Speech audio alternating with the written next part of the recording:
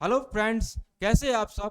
I hope आप सभी अच्छे होंगे और आपकी पढ़ाई बहुत अच्छी से चल रही होगी। मैं राजीव रंजन आप सभी का एडु चेतना पर स्वागत करता हूं।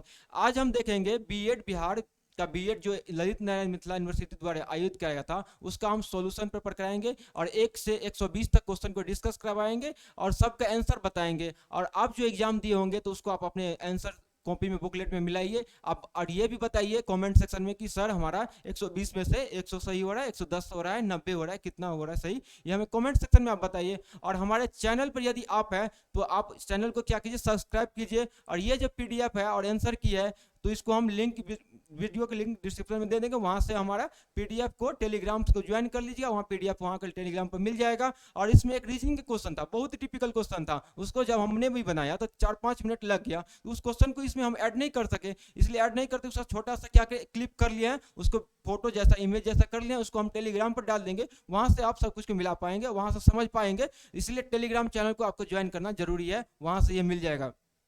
और ये वीडियो को आप शेयर कीजिए, जो भी आपका दोस्त यार जो सगे संबंधी है बीएड का एग्जाम दिया है उसको शेयर कीजिए। और इस चैनल को तो जरूर सब्सक्राइब कीजिए, क्योंकि फ्यूचर आगामी आगे आगे आने वाला समय में आपको इस चैनल पे तो हर एक चीज़ का तैयारी किया क्या करवाया जाएगा, चाहे बिहार पुलिस हो, बिहार एसआई हो, बीएड का हो, सीईटी का कोई भी इंट्रेंस एग्जाम हो, सीटेट हो, एसटेट हो, कोई भी हो, हर एक चीज़ का आप इस प्लेटफॉर्म पे एक ही जगह तैयारी करवाया जाएगा। हमारे पास सब फैकल्टी अवेलेबल हो जाएगा, बहुत जल्द हम ये कोशिश कर रहे हैं कि आ जाए। अभी हम चलिए खैर इसको हम डिस्कस करवाते हैं। देखिए ये क्वेश्चन का ये बुकलेट क्या है, बुकलेट सेट नंबर क्या कौन सी है, और कोई बच्चा ये जो भेजा था इसका रोल नंबर ये है, तो इस पर खैर ध्यान नहीं दीजिए। चलिए हम इसको आप वाला क्वेश्चन देखते हैं। पहला क्वेश्चन देखिए, पैसेज का क्वेश्चन दिया गया, इंग्लिश का क्वेश्चन है। इंग्लिश क्या था, 15 मार्क का क्वेश्चन पूछा गया था, बहुत ही आसान क्वेश्चन था। पैसेज को पढ़ते ही एक झलकते ही आप आंसर निकाल सकते हैं। जैसे देखिए पैसेज क्या है, अब इसको हिंदी में आप गद्यांश भी बोल सकते हैं, अगर हिंदी का जो आता है तो उसमें गद्यांश बोलते हैं, इंग्लिश में उसको कंप्रीहेंशन बोलते हैं या पैसेज बोलते हैं। कहता है technique teaching more even the then most other profession has been transformed during the last 100 years from a small highly skilled profession concerned with a minority of the population to a large and important branch of the public service. The profession has a great and honorable tradition extending from the dawn of history recent times, but any teacher in the modern world who allows himself to be inspired by the ideals of his predecessors is likely to be made sharply aware that it is not the function to teach what he thinks, but to instill such beliefs and prejudices is as are thought useful by his employ. आप जैसे इसी को पढ़ें तो आप अगला question आपको पढ़ने की कोशिश कीजिए। The modern teacher is not able to follow the ideal of his predecessor because of tremendous advancements in professional skill. जब आप इसको पढ़ेंगे ना तो आप यहाँ से यहाँ तक पढ़ेंगे, तो यहाँ से यहाँ तक पढ़ लेंगे, तो उसके अंदर ये क्या क्या है आंसर छुपा हुआ है। यहाँ सॉरी आपको यहाँ से पढ़ना पड़ेगा, यहाँ से हम उल्टा, यहाँ से आपको यहाँ तक पढ़ना है, ये यहाँ तक, इस लाइन को यहाँ से यहाँ तक पढ़ेंगे तो इसमें अंदर अंडरस्टैंड कर पाएंगे। और ये हमारा ऑप्शन नंबर ये इसका आंसर रहेगा। अब कह रहा है द ऑथर सिम्स टू, जैसे ये पैसेज लिखा गया है उसके अकॉर्डिंग, ऑथर के पैसेज के अकॉर्डिंग क्या ये कहना चाहता है, तो ऑथर ये कहना चाहता है consider education as a part of public service. Author कहने का मतलब इस एजुकेशन को पब्लिक का एक पार्ट बना दीजिए, सबके लिए पढ़ना ही पड़े, एजुकेशन सबको मिलना चाहिए, इसलिए कंसीडर क्या, इसको ध्यान में रखिए कि सबको public part of the public service ये हो जाए, तो ऑप्शन नंबर डी 2 का आंसर हो जाएगा। और तीसरा क्वेश्चन देखिए, तीसरा में कहा गया in ancient times the teaching profession was तो limited to highly skilled minority. जब इसको यहाँ से पढ़ेंगे ना, यहाँ से यहाँ तक पढ़ लीजिए, यहाँ तक पढ़ लीजिएगा, सॉरी यहाँ तक पढ़िए, यहाँ तक, तो इसमें लिखा गया है limited to highly skilled matter. जब पढ़ेंगे यहाँ से यहाँ तक उसमें अंदर आप फाइंड कर पाए, इसका आंसर नंबर डी है, 3 नंबर क्वेश्चन डी है। अब चौथा देखिए, what has transformed teaching into an important branch of public service, तो क्या है, टीचिंग स्किल है, ये तो फर्स्ट लाइन में आपको मिल जाएगा। चौथा का ऑप्शन नंबर ए है करेक्ट आंसर। और पांचवा क्या है, according to this passage in modern times a successful teacher is primarily suppose to क्या है। अब देखिए इस क्वेश्चन के जैसे हमारे कहते हैं the lines preferred bye those in authority, इसमें आप पढ़ेंगे तो ये ऑप्शन नंबर इसका सी हो जाएगा करेक्ट आंसर। चलिए अगला क्वेश्चन देखते हैं। देखिए क्वेश्चन ये एक भी हार्ड नहीं पूछा गया, डिफिकल्ट क्वेश्चन नहीं है, कठिन प्रश्न नहीं पूछा गया, सब आसान ही है। बस आपको क्या करना है, अच्छे से पढ़े होंगे तो आसान से इजीली 100 में 100 110 प्लस करके स्कोर कर आएंगे। देखिए आप क्या क्या अब कर रहा है, choose the opposite word, opposite खोजना है, इसको हिंदी में कहते हैं विलोम शब्द। जैसे अब यहाँ दिया गया क्रोनिक, क्रोनिक क्या होता है, लगातार, कोई भी चीज लगातार चले इसको कहते हैं क्रोनिक। उसका उल्टा होगा, क्रोनिक का उल्टा हो जाएगा टेम्परेरी, मतलब अस्थायी, ऑप्शन नंबर सी इसका आंसर हो जाएगा। और मिथ, मिथ का होता है, मिथ मतलब कि झूठा, मतलब भ्रमित करने वाला, उसको कहते हैं मिथ कहते हैं। मिथ मिथ मिथ स्टोरी होता है, इसको उल्टा इसका हो जाएगा ऑप्शन नंबर ए रियलिटी हो जाएगा, वास्तविक हो जाएगा, रियलिटी हो जाएगा, उसका उल्टा हो जाएगा वास्तविक, ऑप्शन नंबर ए इसका सही है। अब अगला है कंप्लीट द सेंटेंस विद सब सुइटेबल अल्टरनेटिव। अब ये इसको फिलर दिया गया है, कहा है we eat so that dash live. अब देखिए हम जो खाते हैं क्यों खाते हैं, ताकि हम जिंदा रह सके। तो अब यहाँ पर कैन नहीं मार सकते आप, कैन मारेंगे तो गलत हो जाएगा, यहाँ पर होगा मे होगा, यहाँ पर क्या होगा, we eat so that we may live. ये एक फिक्स सेंटेंस है, इसलिए इसको याद करिए, इसका 8 नंबर का ऑप्शन नंबर ए होगा करेक्ट आंसर। नंबर देखिए dash I have your permission to leave the office early. अब देखिए जब भी इनफॉर्मली जाते हैं तो उसका कैन का यूज कर लेते हैं, लेकिन फॉर्मली कोई भी ऑफिशियली यूज होता है तो वहां पर परमिशन लेने के लिए मे का यूज करते हैं। तो आप यहां पर लगाएंगे option number D, may I have your permission to leave the office early. और 9 नंबर का ऑप्शन नंबर डी हो जाएगा। अब 10वां देखिए do you dash to work on Sunday. अब देखिए यहाँ क्वेश्चन पूरा डू यू डैश डैश, इसके हैव में क्या होता है, पास या रखना कुछ ये होता है। तो आप यहाँ पर जैसे हैव लगाएंगे, do you have to work on Sunday, इसका मतलब ये क्या तुम्हारे पास संडे को कोई काम है, तो इसका मतलब ये हो गया। तो यहाँ पर ऑप्शन नंबर ए लगेगा। अब जैसे एक चीज आप याद कर लीजिए, डू के बाद क्या होता है, डू के बाद हमेशा वर्ब का फर्स्ट फॉर्म आता है, ये याद कर लीजिए। और एक ही फर्स्ट फॉर्म ए है, मस्ट तो होगा नहीं, मस्ट नहीं होगा, यहाँ पर वर्ड नहीं, मस्ट के बाद टू नहीं आ सकता है, नीड के बाद टू नहीं आएगा, हैज के बाद हैज तो आएगा नहीं, इसलिए ऑप्शन नंबर ए हो जाएगा करेक्ट। अब देखिए 11 नंबर का है his promotion is on the cards. ये ईडियम है, ईडियम मतलब इसको बोलते हैं हिंदी में क्या, लोकतियां बोल सकते हैं, मुहावरा बोल सकते हैं, तो ये है, तो ईडियम है। ऑन द कार्ड्स में क्या होता है, सर्टेन, निश्चित रूप से। और निश्चित हम अगर याद भी नहीं है तो सेंटेंस के मीनिंग और मोड से हम पता कर लेंगे इसका क्या क्या आंसर हो सकता है। यहाँ पर जैसे कि his promotion is on the cards, तो क्या his promotion is certain, sure है इसका प्रमोशन होगा ही। तो याद रखना कोई बड़ी बात नहीं है, अगर दिमाग है तो अपना ऑप्शन से एलिमिनेट करके बढ़ जाएंगे। यहाँ इसका ऑप्शन नंबर सी हो जाएगा, ऑन द कार्ड्स में certain, sorry. His speech fail short on the audience, मतलब हैड नो इफेक्ट, इसका मीनिंग होता है फेल शॉर्ट मतलब हैड नो इफेक्ट, कितनो जबरदस्त तरीके से कोशिश किया स्पीच देने का लेकिन ऑडियंस पे कोई प्रभाव नहीं पड़ा, इसका मतलब ये हो गया। तो इसका option number A is the correct answer. 12 number का ऑप्शन नंबर ए होगा correct answer, had no effect. और 13 देखिए लिप्स एंड बर्ड्स, दिन दुनी रात चौगुनी, इसका मतलब होता है मतलब रैपिडली, तेजी से बढ़ता जाए, उसको कहते हैं। और देखिए अगला वर्ड क्या है, मोस्ट सिमिलर, इसको सैनोनिम्स बोलते हैं और हिंदी में क्या बोलते हैं, समान शब्द बोलते हैं। तो कंट्राडिक्ट में क्या होता है, खंडन करना, क्या कहता है, कंट्राडिक्ट में खंडन करना। जैसे आप कहेंगे चलो मंदिर चलते हैं घूमने, अपना दोस्त बोलेगा क्या नहीं हम नहीं जाएंगे, तो क्या करे, आपको बात को कंट्राडिक्ट कर रहा है, तो उसका सिनोनिम्स क्या होगा, डिनाई इम्फेक्टिकली, जोरदार से तरीके से उसको डिनाई करना, उसको कहते हैं कंट्राडिक्ट करते हैं। और 15 नंबर का सॉलिट्यूड, सॉलिट्यूड में क्या होता है, अकेलापन, जो एक दिशा में चले उसको कहते हैं। जैसे आप पढ़ रहे हैं तो पढ़ाई करते जा रहे हैं, उसको कहते हैं सॉलिट्यूड स्टडी आपका हो रहा है, उसको कहेंगे single mindness. Option number D इसका करेक्ट ऑप्शन है। चलिए अगला क्वेश्चन देखिए, अगला क्वेश्चन दिया गया है, देखिए गाधांश। ये जो है ना आपको जैसे कॉम्प्रिहेंशन इंग्लिश में किया तो उसी का हिंदी का वर्जन है, उसको बोलते हैं पैसेज, पैसेज को हिंदी में क्या बोलते हैं, गाधांशी, गाधांशी बोलते हैं, हमको देख लीजिए हिंदी क्या होता है, लेकिन ये पैसेज है और इसको हिंदी में पढ़ना। देखिए क्या बोला है, शील हृदय की यह अस्थायी स्थिति है जो सदाचार की प्रेरणा आपसे आप करती है, सदाचार ज्ञान द्वारा प्रवर्तित होता है या भक्ति द्वारा। इसका पता यूं लग सकता है कि ज्ञान द्वारा प्रवर्तित जो सदाचार होगा उसका साधन बड़े कष्ट से हृदय को पत्थर के नीचे दबाकर किया जाएगा, पर भक्ति द्वारा परिवर्तित जो सदाचार होगा उसका अनुष्ठान बड़े आनंद से, बड़ी उमंग के साथ हृदय से होता हुआ दिखाई देगा। उसमें मन को मारना न होगा, उसे और सजीव सजीव करना होगा।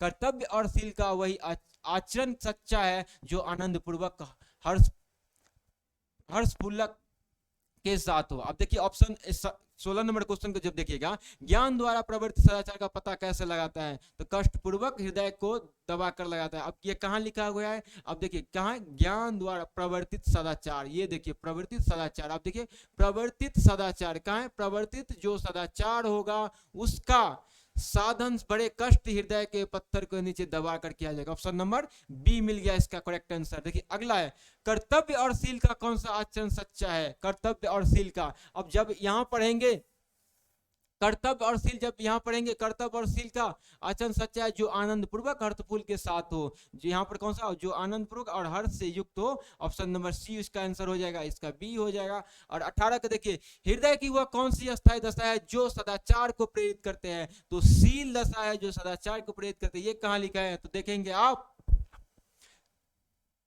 अस्थाई दशा हृदय की अस्थाई दशा जो शील, शील हृदय अस्थाई स्थिति है। देखिए यही इतना पढ़ने में हमारा आंसर यहाँ से निकल के आ रहा है, फर्स्ट लाइन फर्स्ट सेंटेंस। तो यहाँ पर option number B is the correct answer of this question number 18। 19 का क्या, सदाचार किन से प्रवर्तित होता है, तो ज्ञान और भक्ति के द्वारा प्रवर्तित है। आप इसको खोजेंगे कहाँ है, सदाचार कहाँ से प्रवर्तित होता है, ज्ञान और भक्ति से प्रवर्तित। देखिए यहाँ लिखा हुआ है सदाचार ज्ञान द्वारा प्रवर्तित होता है या भक्ति द्वारा होता है। यहाँ पर लिखा हुआ है, लिखा हुआ है, देखिए कितना आसान है, सब खोजना है। ऑप्शन नंबर 19 का डी हो गया। और 20 में भक्ति द्वारा प्रवर्तित सदाचार अनुष्ठान कैसे होता है, आनंद से हृदय से होता है। यहाँ देखिए अनुष्ठान लिखा है, अनुष्ठान आप कहाँ देख पा रहे होंगे, यहाँ देखिए। अब देखिए पर भक्ति द्वारा प्रवृत्ति जो सदाचार होगा उसका अनुष्ठान बड़े आनंद से, बड़ी उमंग के साथ हृदय से होता हुआ दिखाई देगा। तो ऑप्शन नंबर ए हो जाएगा इसका करेक्ट आंसर। अब देखिए विलोम शब्द पूछ रहा है, विलोम शब्द प्राचीन का विलोम शब्द क्या होता है, ये जो भी मान रहा है उसका गलत है आंसर। ऑप्शन नंबर सी होगा इसका विलोम शब्द। वहाँ इंग्लिश में एंटोनिम्स पढ़े, यहाँ हिंदी में पढ़ेंगे विलोम शब्द, इसी को कहते हैं सिनोनिम्स, एंटोनिम्स, विलोम शब्द और समानार्थी शब्द। तो प्राचीन का उल्टा हो जाएगा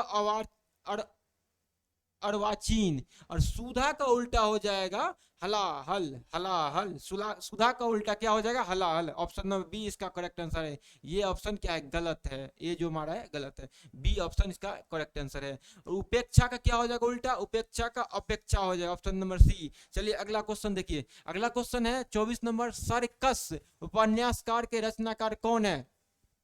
आप जब ये बुक पढ़े होंगे, एक हिंदी का बुक आता है उसमें पूछा है, उसका कहानी है, उपन्यासकार पूरा ये संग्रह है, काव्य है, इपिक है, उसका सर्कस नाम दिया गया। उसका जो राइटर है संजीव है, कौन है, संजीव। ऑप्शन नंबर डी है इसका आंसर।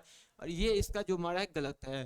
गिरी, गिरी शब्द का देखिए बहुवचन है, इसमें आप देख लीजिएगा। वैसे ये गिरियां तो हो सकती है, कभी कभी क्या होता है ना, कुछ शब्द हो जाते हैं उसका बहुवचन नहीं बनते हैं। जैसे पर्वत, पर्वत का बनाइए पर्वत, उसका बहुवचन नहीं बनेगा। तो इसी तरह से है गिरिया, गिरिया का नहीं बनेगा, गिरिया की नहीं भी बन सकता है, कुछ बन भी सकता है। ऑप्शन नंबर ए इसका सही हो सकता है, लेकिन कभी कभी ये हो सकता है गिरी भी हो सकता है। इसको आप कंफर्म कर लीजिए गूगल के थ्रू, गूगल करिए क्रोम पर जाकर आराम से मिलेगा। वैसे इसका ऑप्शन ए सही हो सकता है 90% आंसर, 10% में आप चेक कर लीजिए उसका।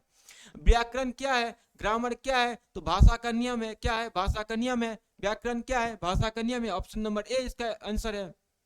जयशंकर प्रसाद की काव्य भाषा कौन सी है, अब देखिए काव्य भाषा कौन सी है, जयशंकर प्रसाद किसमें लिखी है, सॉरी, खड़गबोली हिंदी लिखी है। कौन लिखा है, जयशंकर प्रसाद की काव्य कौन सा है, खड़गबोली हिंदी लिखा। ऑप्शन नंबर डी इसका करेक्ट आंसर है। अब देखिए प्रयुक्त संधि का सही नाम चुनिए, सन्मार्ग, सन्मार्ग कौन सा संधि है, सन्मार्ग, सन्मार्ग कौन सा संधि है। अब इसको देखिए, इसको देखिए, आप खुद से भी ट्राई कीजिए क्वेश्चन को।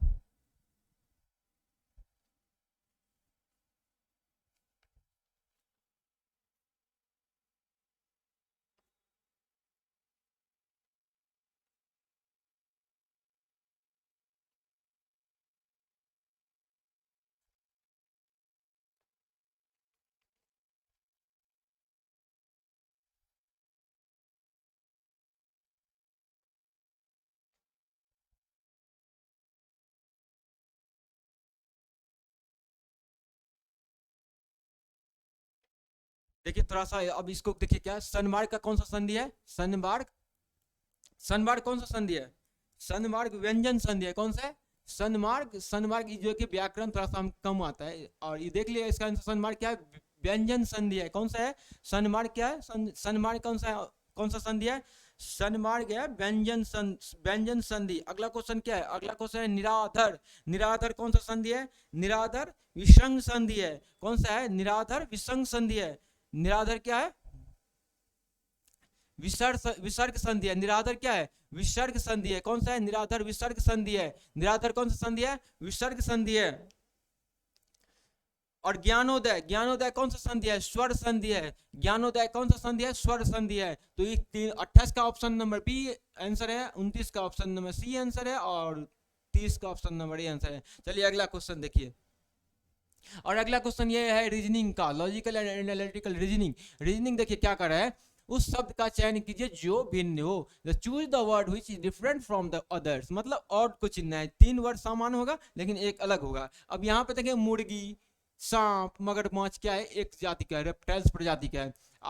सॉरी सॉरी सॉरी सॉरी, मुर्गी, मुर्गी, मुर्गी हो गया, चिकन हो गया, ये अलग हो गया। सांप देखिए, मगरमच्छ देखिए, स्वान, स्वान देखिए जिसको हंस कहते हैं, ये क्या है? एक प्रजाति का है जो पानी में रहता है। इसको पानी मतलब रेप्टाइल्स प्रजाति का है। तो ये तीनों एक हो गया, तो ऑप्शन नंबर ये ए अलग हो गया, मुर्गी हो गया इसका आंसर। अब इसमें ट्रायंगल मुझे है, how many triangles there are in figure. तो इसमें ट्रायंगल गिनना है। अब देखिए इस ट्रायंगल को जो आप गिनिएगा, रुक जा, देखिए इसमें ट्रायंगल गिनना है। तो इस ट्रायंगल का हम आप कभी कभी जो शॉर्ट जो है ना, शॉर्ट वीडियो बना देंगे रीजनिंग के लिए, जो फिगर काउंटिंग कैसे करते हैं।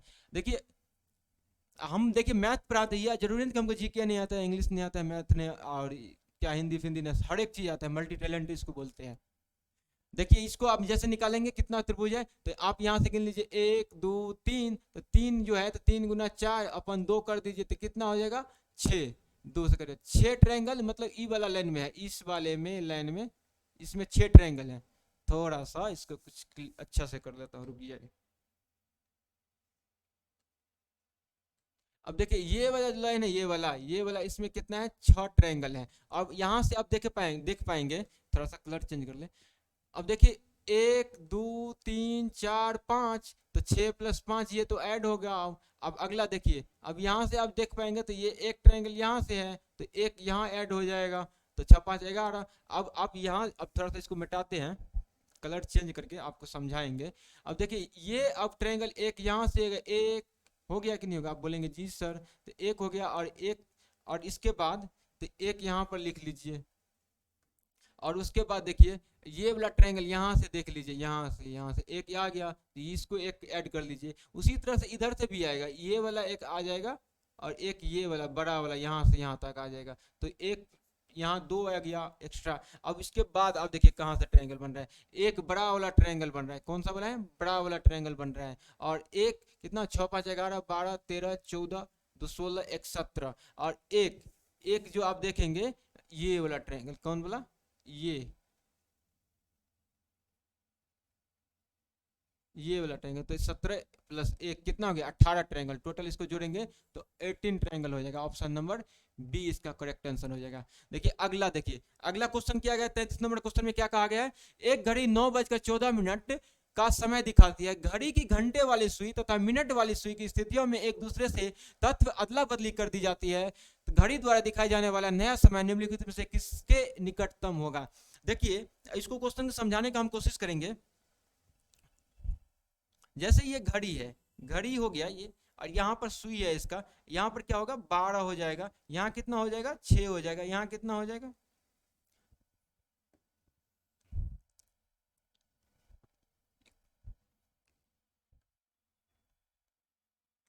यहाँ कितना हो जाएगा? 6 हो जाएगा। और यहाँ कितना हो जाएगा? 9 हो जाएगा। यहाँ 3 हो जाएगा। होगा कि नहीं होगा? अब क्वेश्चन बता रहा है कि ये घंटे वाली सुई और मिनट वाली सुई है ना, थोड़ा सा इधर है, 3 14 पे है। तो अगर इसको अदला बदली कर दे, ये आवर हैंड्स है, ये इतना, और मिनट हैंड्स है, और इसको क्वेश्चन में कहा गया यदि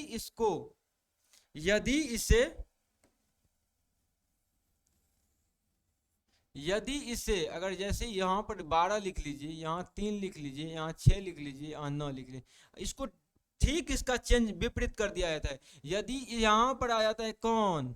यहाँ आ जाता है मिनट्स हैंड्स, और यहाँ कौन चला जाता है, आवर हैंड्स। थोड़ा सा इसको छोटा कर लेते हैं।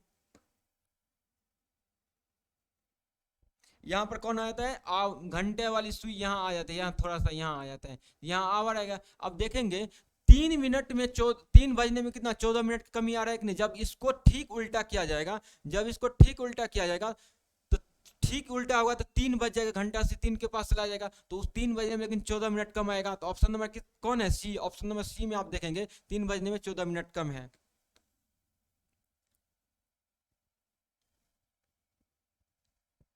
चलिए अगला क्वेश्चन देखते हैं। अगला क्वेश्चन विल बी द 35।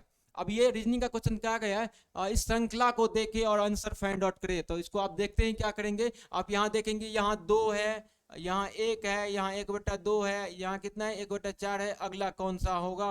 तो आप बोलेंगे सर आप उसको 2 से भाग कीजिए, आधा करते जाइए, आधा करते जाइए, आधा करते। देखिए 2 का आधा कितना होता है, 2 का आधा 1 होता है, 1 का आधा कितना 1/2 होता है, 1/2 का आधा कितना 1/4 होता है, 1/4 का कितना होगा 1/8 होगा, 1/4 का आधा कितना होगा 1/8 होगा। बस आंसर नंबर कौन सा है, ऑप्शन नंबर बी इसका सही आंसर है। अगला क्या है, इस श्रृंखला के आगे कौन सा अंक आएगा, देखिए 12 13 14 15, 15 कौन सा option, option number D.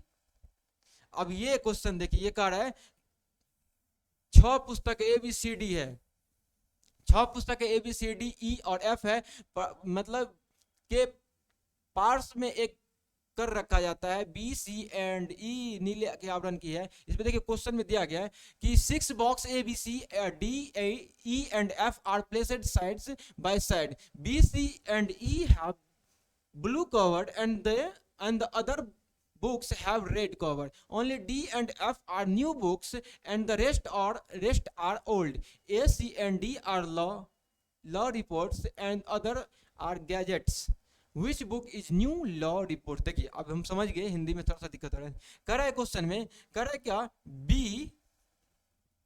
B C ई क्या है, ब्लू बुक है, ब्लू कलर का है, BLUE ब्लू कलर की है, ठीक है। और उसके बाद कहा गया क्वेश्चन में डी अदर जो है रेस्ट क्या है, रेड कलर का है। रेस्ट कौन सा बचा है, अगर BCE हो गया तो अदर रेड कलर का A हो गया, और D हो गया, और F हो गया। ये कौन सी कलर का है, रेड कलर की है, रेड कलर की है। और ये आगे पूछा, कहा गया है BC नीले आवरण की है, अन्य पुस्तक रेड के, केवल D और F नई पुस्तकें हैं। और ये भी क्वेश्चन में कहा गया है, क्वेश्चन में ये कहा गया है, क्वेश्चन में ये बोला गया है कि ये जो क्वेश्चन है D और F क्या है, न्यू बुक है, न्यू बुक है, न्यू है D और F। तो इसका मतलब D और F न्यू जब है तो अदर जो है क्या है, ओल्ड है। तो अदर कौन सा बुक है, D और F के बाद कौन सा बुक आ जाएगा, आप देखेंगे यहाँ पर A आ जाएगा, B आ जाएगा, C आ जाएगा, और E आ जाएगा। क्या है, ये ओल्ड बुक है। अब इसमें बोला गया है कि ACD कानूनी बुक है। ACD कौन सा बुक है, ACD क्या है, लॉ बुक है। कौन सा बुक है, लॉ बुक। तो कौन सी पुस्तक नई लाल आवरण वाली कानूनी रिपोर्ट की बुक है, तब बुक का लॉ बुक का है ACD है। और रेड वाला पूछा है तो ACD देखिए कहाँ कहाँ है, ACD रेड वाला, ACD रेड वाला पूछा है तो डी है, रेड वाला कौन सा है, डी। ACD लॉ है, ACD क्या है, ACD लॉ बुक है, ACD लॉ बुक है। और रेड वाला आवरण नहीं लाल ने ACD तो ACD ओल्ड। और ये नई वाली पूछा है, ओल्ड नई वाली पूछा है, ओल्ड कौन सा होगा, ओल्ड पूछा, नई लाल बुक पूछा, न्यू वाली। तो न्यू बुक है, D और F में है, ओल्ड में A तो ओल्ड में आ गया, तो भैया तो A को काट दीजिए, A को काट दीजिए, तो A तो होगा नहीं। और बचा क्या, न्यू वाली में रेड D है, D भी रेड है, तो इसका मतलब D इसका बुक है, और D लॉ में भी है, तो D इसका मतलब D ऑप्शन हो गया इसका आंसर, D ही होगा इसका आंसर। चलिए ऑप्शन नंबर D है। अब देखिए अगला क्वेश्चन को हम समझाते हैं। अगला क्वेश्चन है डायरेक्शन का क्वेश्चन है, डायरेक्शन का क्वेश्चन है, इसको थोड़ा इरेज कर देते हैं। 37 नंबर क्वेश्चन का ऑप्शन नंबर D होगा इसका आंसर, समझे, ऑप्शन नंबर D इसका आंसर है।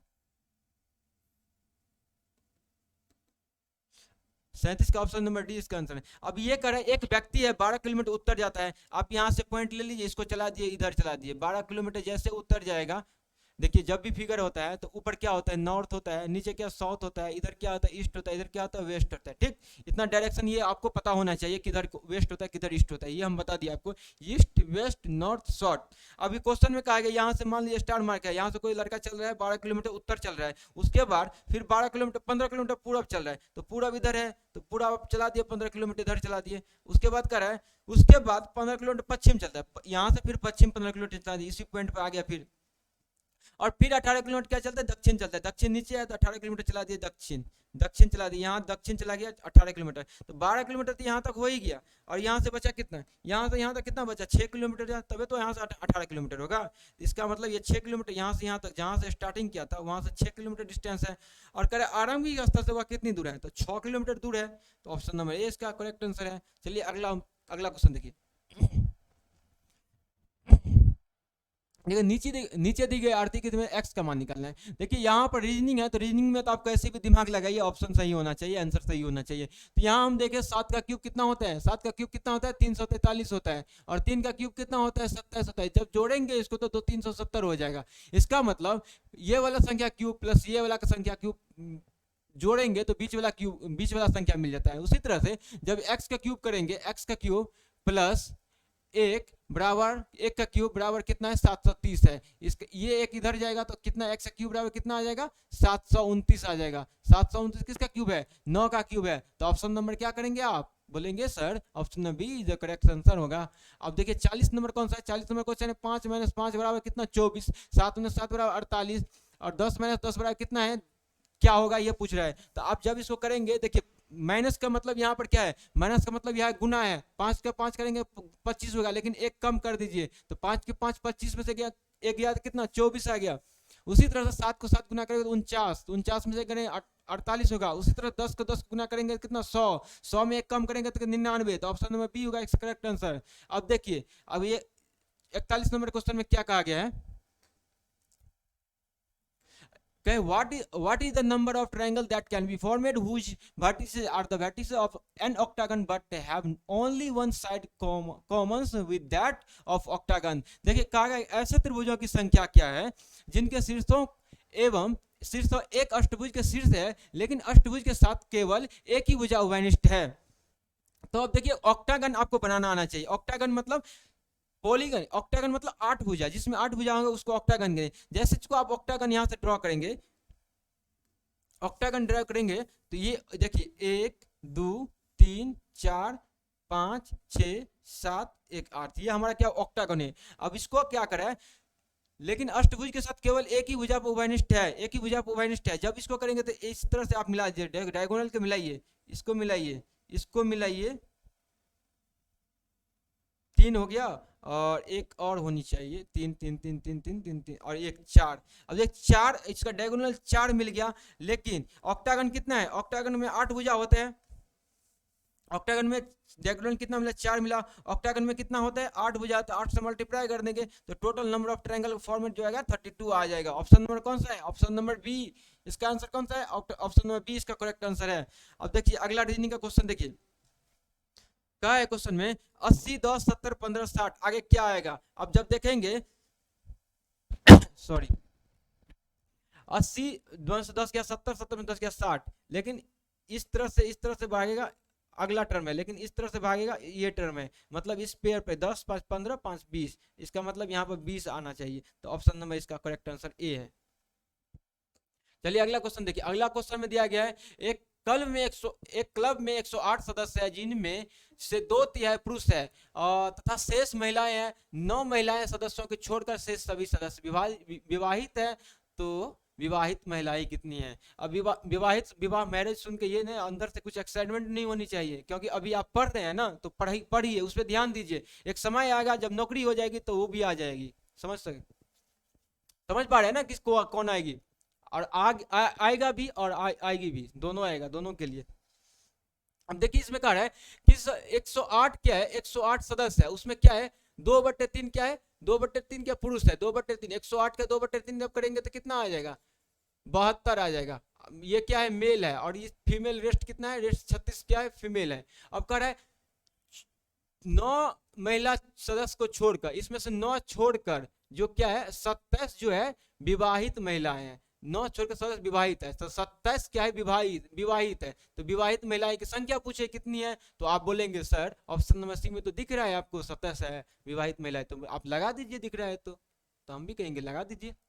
अब अगला क्वेश्चन है, अब देखिए हिंदी को छोड़िए, इंग्लिश पे आइए। बी, ये इसके आगे क्या आएगा, ये है सीरीज का क्वेश्चन है, अल्फाबेटिकल सीरीज का क्वेश्चन है, अल्फाबेटिकल सीरीज का क्वेश्चन है। इसमें कह रहे हैं देखिए बी, बी कितना, बी पे अक्षर कितना, दो का, देखिए 2 4, इसमें 2 4 6 8, आगे क्या आना चाहिए, 10 पे क्या होता है, जे आता है, तो जे क्या, ई ऑप्शन गया, ई ऑप्शन गया, आगे क्या 3 2 5 2 7 2 9 2 11 के, इसके बाद 11 पर क्या है, के है, तो के आएगा। ऑप्शन नंबर कौन सा है, ऑप्शन नंबर देखिए डी, ए, ऑप्शन नंबर ए है इसका आंसर।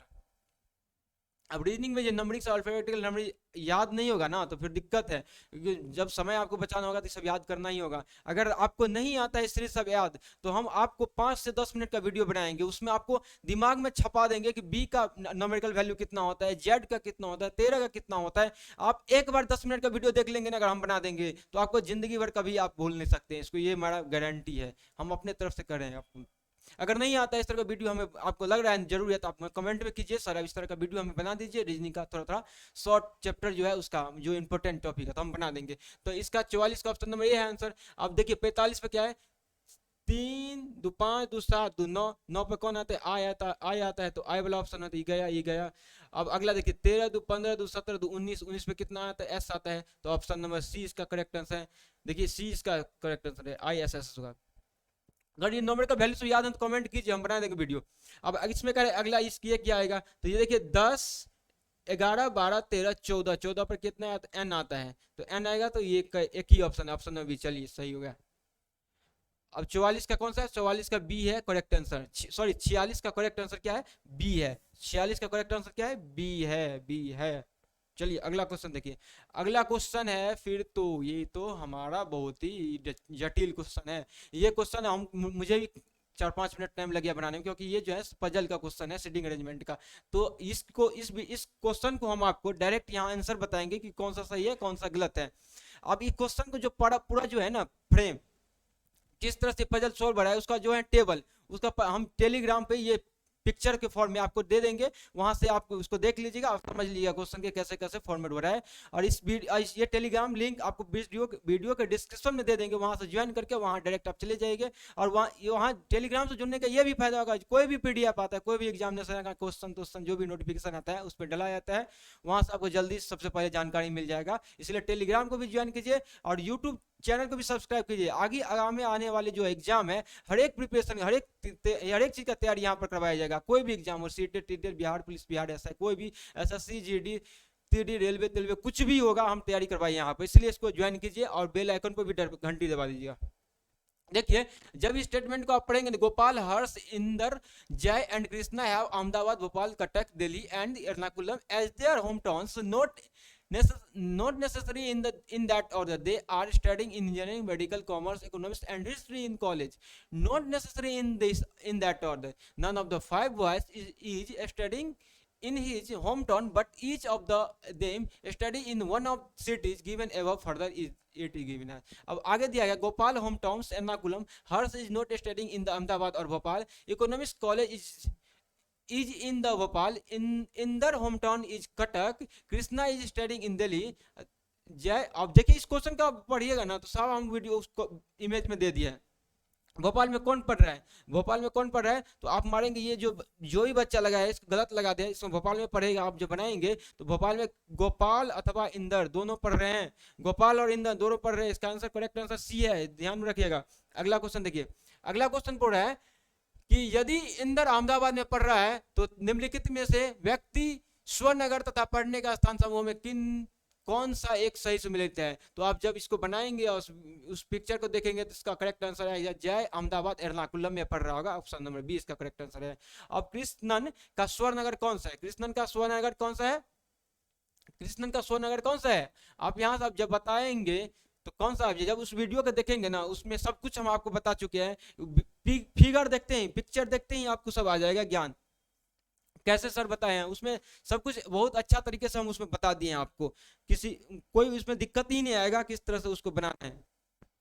तो अब कृष्णन का स्वयं नगर कौन सा आएगा, जब उसमें देखेंगे तो उसका करेक्ट आंसर क्या आएगा, भोपाल आएगा, ए नंबर ऑप्शन आएगा। ये जो है गलत है जो भी हमारा है, तो ऑप्शन नंबर ए इसका करेक्ट आंसर है। इंदर के स्वयं नगर कौन सा कॉलेज स्थित है, तो ये आप वहां से देखेंगे पिक्चर में, तो वहां पर क्लियरली लिखा गया है कि इंदर के स्वयं नगर में कौन सा कॉलेज है, तो कॉमर्स एंड मेडिकल है, कॉमर्स और मेडिकल है। चलिए इसका अगला क्वेश्चन बनाते हैं। अगला देखिए, अगला इसको थोड़ा सा हम क्या कर लेते हैं, बड़ा कर लेते हैं।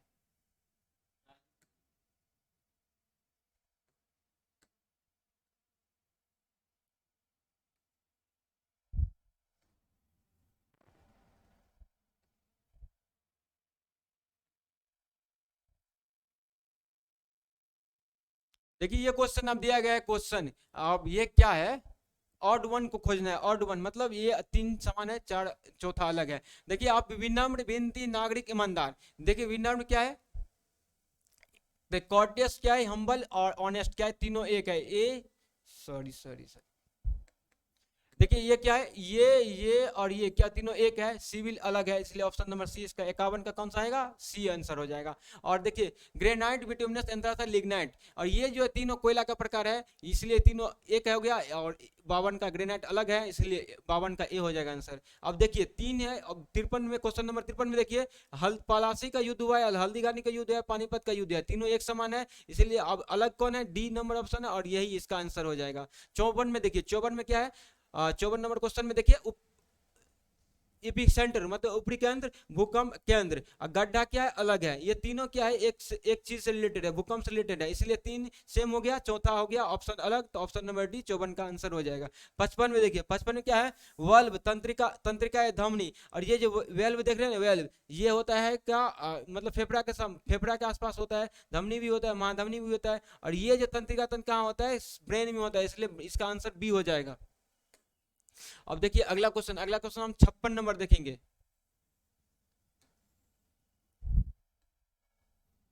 क्वेश्चन दिख रहा है क्या clear? Hmm.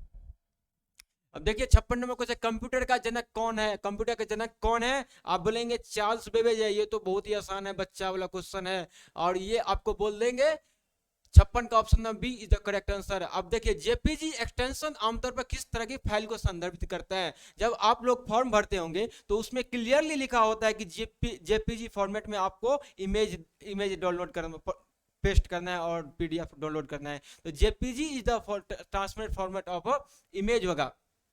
JPG extension refers usually to that what kind of file, तो इमेज फाइल। ये गलती नहीं होना चाहिए, किसी भी बच्चा का गलती हुआ होगा तो समझ लिए, क्योंकि एग्जाम में फॉर्म भरते समय लिखा जाता है जी फोटो जेपीजी फॉर्म में होना चाहिए, इमेज जेपीजी फॉर्म में होना चाहिए, तो इसका फॉर्म क्या हो गया, छवि फाइल का। इंग्लिश में देखिए इमेज फाइल, कितना अच्छा लगा, तो ऑप्शन नंबर डी इसका आंसर है।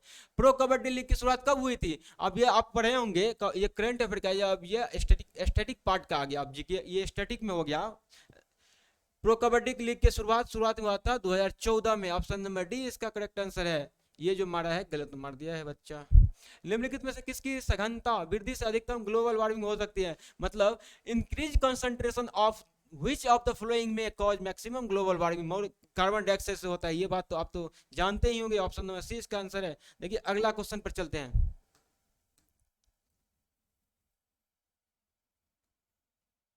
ओह रुक जा, थोड़ा सा बड़ा कर लूं ताकि आप लोग क्लियर क्वेश्चन दिख जाए, कोई दिक्कत नहीं होनी चाहिए, दिक्कत हम थोड़ा सा झेल लेंगे। अब देखिए क्वेश्चन क्या है, अगला क्या है, डैश से भरपूर आहार में प्रोटीन और वसा से भरपूर आहार की तुलना में कम पानी की आवश्यकता होती है, तो कार्बोहाइड्रेट इसका करेक्ट आंसर हो जाएगा। कार्बोहाइड्रेट में क्या होता है, आहार से भरपूर होता है लेकिन उसमें कम पानी की बॉडी को जरूरत पड़ता है, इसलिए इसका आंसर हो जाएगा कार्बोहाइड्रेट, ऑप्शन नंबर सी इसका करेक्ट आंसर है। देखिए एथलेटिक या शारीरिक परीक्षण की व्यवस्थित योजना को कहा जाता है, the systematic planning of athletic और फिजिकल ट्रेनिंग इज कॉल्ड पीरियोडिजाइजेशन कहा जाता है, अवधिकरण इसका कहा जाता है। इसका आंसर क्या है, ऑप्शन नंबर ए है। ये बच्चा गलत मार के आ गया है, इसको गलत है। ऑप्शन नंबर ए इसका करेक्ट आंसर है। 61 का ऑप्शन नंबर ए। 62 में देखिए अंतर्राष्ट्रीय योग दिवस कब मनाया जाता है, तो आपको सब पता है कि बाबा रामदेव जो शुरुआत किया था 21 जून से किया था, और पूरा ग्लोबल लेवल पे ये चल रहा है। अब पूरा देश में, पूरा वर्ल्ड में चल रहा है, यही इंडिया में नहीं, 21 जून को पूरा वर्ल्ड में चल रहा है योग। ये योग जो है ना, योग इंडिया का ही एक अपना ये ओरिजिन जगह प्लेस है। ये क्वेश्चन तो गलत नहीं होना चाहिए, गलत हुआ होगा तो समझ लीजिए आप किस स्तर पर आपका तैयारी है। तो ये ऑप्शन 62 का ऑप्शन नंबर बी इसका आंसर सही है। मानव शरीर के कौन से अंग लसिका मतलब लिम्फोसाइट बनाती है। अब देखिए इस क्वेश्चन में कोई भी हमको थोड़ा सा अच्छा क्वेश्चन मतलब ये नहीं मिल रहा है, क्वेश्चन सटीक नहीं, क्योंकि लिम्फोसाइट बनता है कहाँ बनता है, लिम्फोसाइट कहाँ बनता है, अस्थि मज्जा में बनता है, अस्थि मज्जा में बनता है। बोन मैरो जिसको बनता है, बोन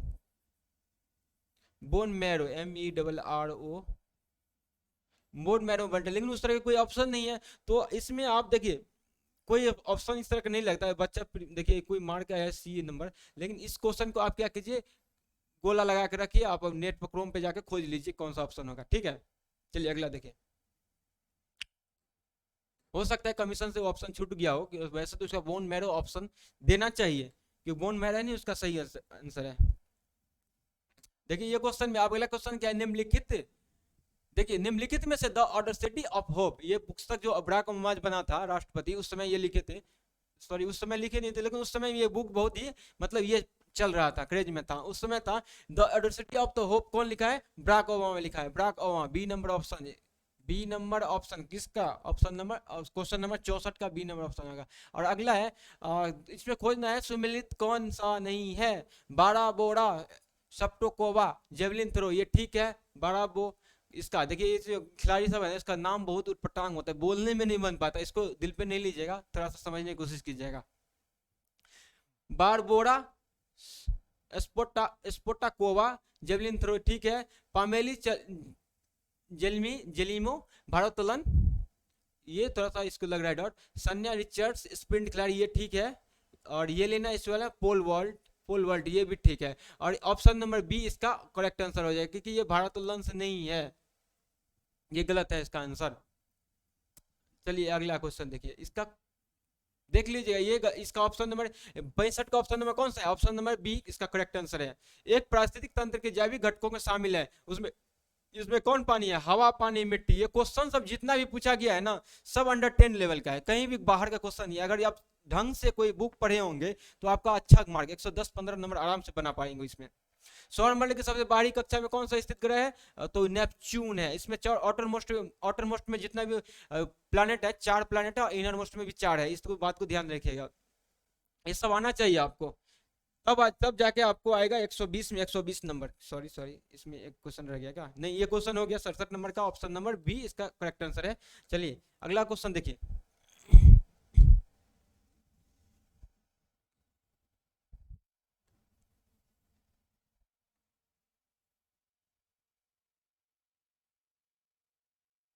देखिए अगला क्वेश्चन, देखिए अगला क्वेश्चन दिया गया है गुणसूत्र शब्द द्वारा गढ़ा गया, गुणसूत्र कौन कौन गढ़ा है, वाल्डेयर गुणसूत्र कौन गढ़ा है,